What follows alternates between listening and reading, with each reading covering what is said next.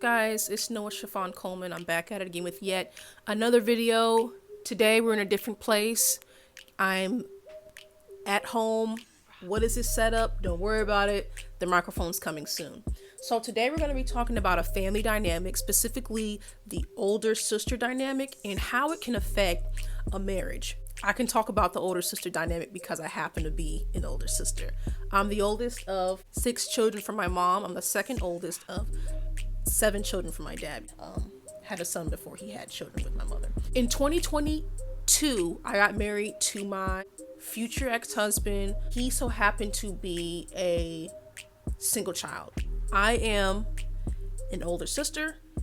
He was the only child. Right off rip, if you know anything about family dynamics when it comes to the order of children, usually the older sister, the older sibling, is very responsible. They can suffer from perfectionism. What is it? They are high achievers. They're responsible and mature. But what is it? In a cliche way, the only child people say is selfish, self-centered, self-serving, sometimes immature. They can be manipulative because usually the only child has 2 parents or maybe even one. But what matters is how much attention that child is given, attention and support. In this case, my future ex-husband, I'll just call him my ex, let's just say his grandmother said that he wanted for nothing. That's all. He wanted for nothing. Now let's talk about how this affected our marriage. Because I'm a very well-to-do person, I'm very organized. I'm very intentional, very motivated. I was very go, go, go, go, go. Let's get this done. Let's apply for this. Let's do this. Let's go here. Let's get this done. In the beginning of our marriage, let's call him, because I don't want to say his name on video. Let's call him Devonte. So at the beginning of our marriage, me and Devonte, we were kind of working together, to where we would kind of talk things out, come up with a game plan. Over time, like Devontae's, his motivation began to lack and he started to show signs of intentional hindrance to where he would drag his feet. He would refuse to do things that people would usually do. Like he would refuse to see doctors. He would refuse to see counseling, therapy. I mean, not many people are interested in that sort of thing, but he showed signs and symptoms of ADHD. So I'm like, dude, if you have ADHD, you're staying up too late, go see a doctor, get medicine for that. You know what I mean? And he would just, I don't want to do it. I don't want to do it. I don't want to do it. I say all this to say, because I was the older sibling, I was used to being looked up to. I was used to taking care of people. I ended up taking care of my husband in a way that was inappropriate, making excuses for him, not seeing red flags for what they were, not seeing things at face value. I'll just give you a quick example. We would have breakfast, lunch, or dinner in the family's kitchen, or the dining area, because we used to live with his family. And sometimes he'd eat by himself. In the times that he ate by himself, he'd leave, like, if he made a sandwich, he'll leave his little cheese plastic on the counter. He'll leave his plate on the table. And I used to clean up after him because that's something I used to do with my siblings. And also because I believed in serving my spouse. So because I did that for him, thinking maybe he forgot, maybe he just wasn't paying attention, I enabled him. You're a grown man. You make a sandwich, you put the mayonnaise up. You put the mustard back in the refrigerator. Like, you make yourself a sandwich, throw away your trash, dude. If I made you a sandwich, I'd throw away the trash. What are you doing? What are we doing right now? Like, what are we talking about? Like, what are we doing?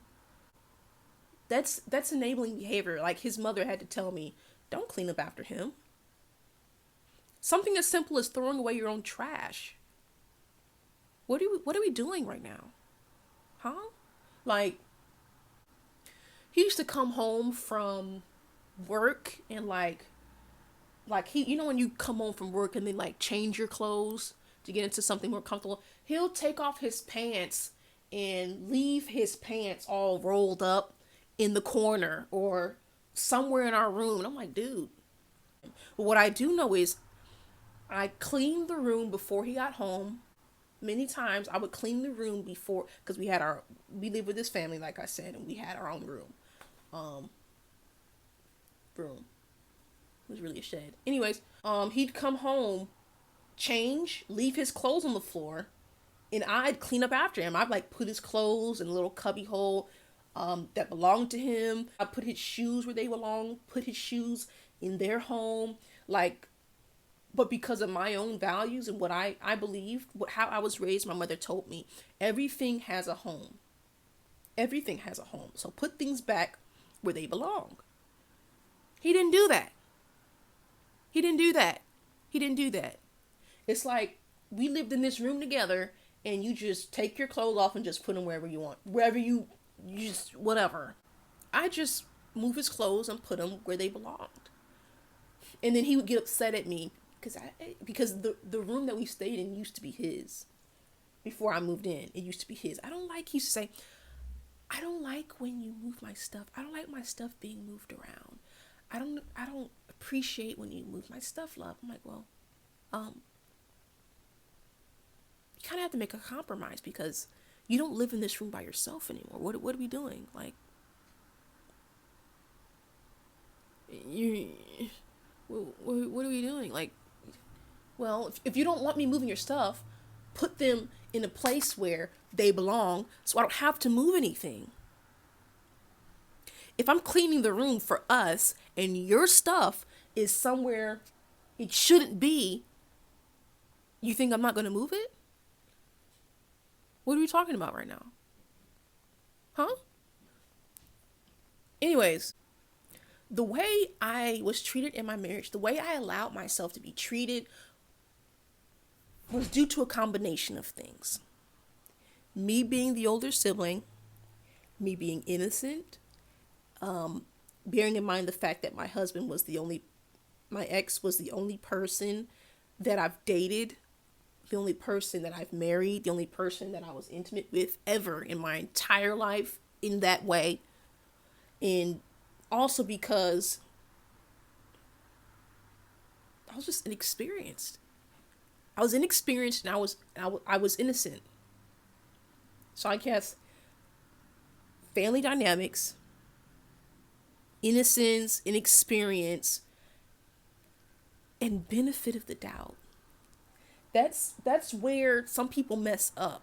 Benefit of the doubt is when you're hoping to God that someone is not evil or manipulative or doesn't care about you, doesn't have your best interest at heart. You know it in your heart. You know they don't care about you. You know they don't love you as much as you love them. But you're hoping to God that you're wrong. You're hoping to God that you're wrong. But you're right. Your intuition is right. They don't care. They don't care about you. When I pull from the wisdom that I've gotten from my marriage, some men, they will talk from their mouth, but they will speak with their hands. The things they do to you and for you, it will show. It will show. It will show. It will prove to you. It will prove you right, and it will prove you wrong. The way he just totally neglected our living space, the way he totally neglected the family's living space by lack of cleanliness shows that I may not have been the first person who enabled him. And that's another conversation. The fact that he can just leave his plates and not clean up after himself, the fact that he could just take off his clothes and throw them anywhere, it shows his lack of courtesy to me and lack of courtesy to his family. And the fact that I just come behind him and clean it up for him because I loved him and I respected him, it shows that I lacked situational awareness, and it shows that I lacked poise. Because enabling is not cute. It never is cute. It never was cute. Never will be cute. And not all, not what is it? Not all only children are selfish and enabled.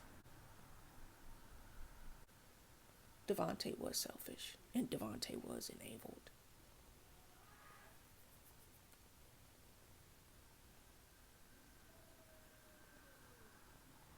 And I enabled him. But I wasn't the only one. But that's a conversation for another video. Thank you so much for watching. Take care.